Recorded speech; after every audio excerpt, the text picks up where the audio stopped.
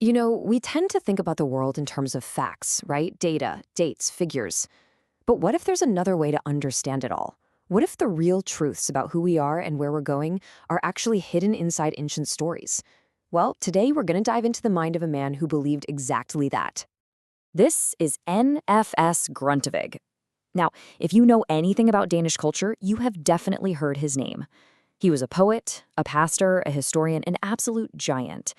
But the thing about him is, he had this totally unique way of seeing the world, a perspective that would literally go on to shape a nation. So the big question for us is, how did this guy's mind actually work? We're not just looking at his life story. We're trying to understand the actual operating system he was running, the code he used to process everything around him. And the answer is pretty incredible.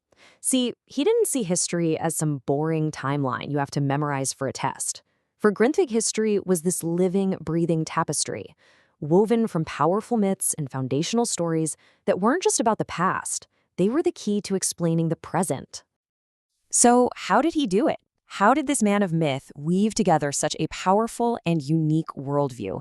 Well, it all starts with seeing today reflected in the events of yesterday. His first stop, his primary source of inspiration, was the Bible.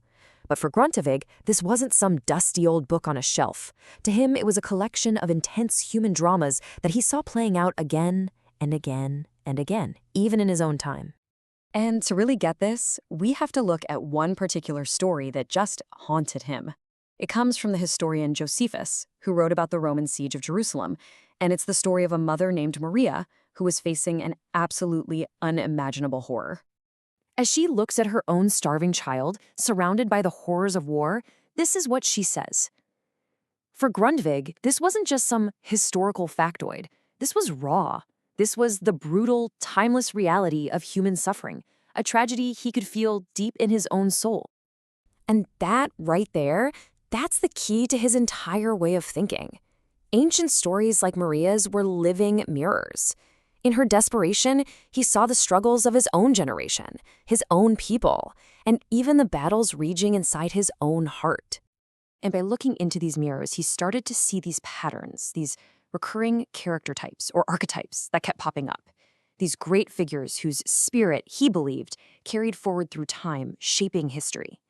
Let's meet a few of the ones that were most important to him. First up, you've got Moses, the lawgiver. For Grundtvig, Moses represented that epic, foundational moment when divine order is brought down from the mountain and given to the people, creating the very structure of society. He's the great organizer. Then, you get a completely different vibe with David, the poet-king. This archetype was special. This was a leader who blended political power with the soul of an artist. He didn't just rule a kingdom. He gave it a voice. He gave it a song through his psalms. And then, bam! Fast forward to someone much closer to his own time, Martin Luther. For Grundtvig, Luther was the ultimate reformer, that one brave person who stands up to a massive, corrupt system armed with nothing but a simple, powerful truth that can shake the world. But okay, Grundtvig's worldview wasn't built only on these universal biblical figures. To find the unique soul of his own nation, Denmark, he looked a little closer to home.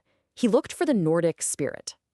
So he plunged head first into these incredible Nordic myths. Figures like King Skjold, the legendary founder of the Danish royal line.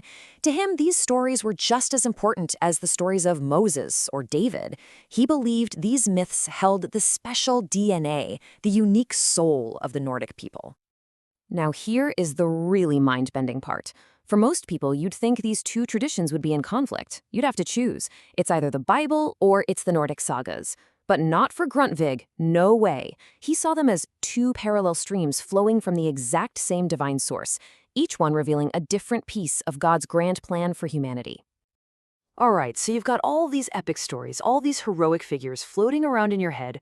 What's the point? What do you do with it all? Well, for Grundtvig, the point was to build something new.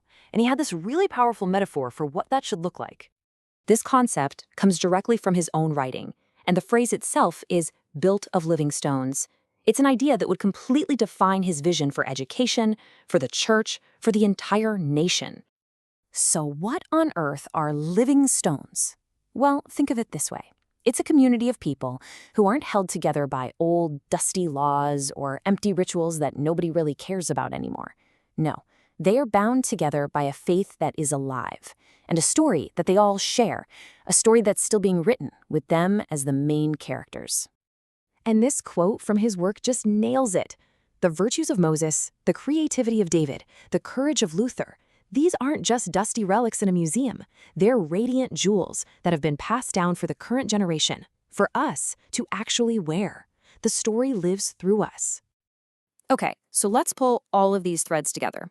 We've seen how Grundtvig wove together biblical drama, heroic archetypes, and Nordic myth into this one cohesive worldview.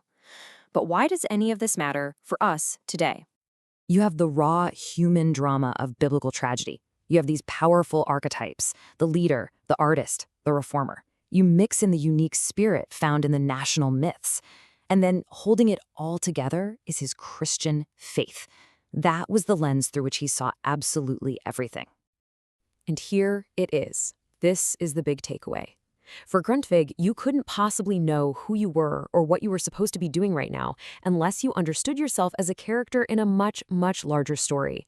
History wasn't something that happened to you, it was the story living inside you. Which, of course, leaves us with one last big question for you. Grundtvig used these ancient stories to build his entire understanding of reality. So what are the stories, the myths, the heroes, the foundational narratives that we use, consciously or not, to make sense of our own world today?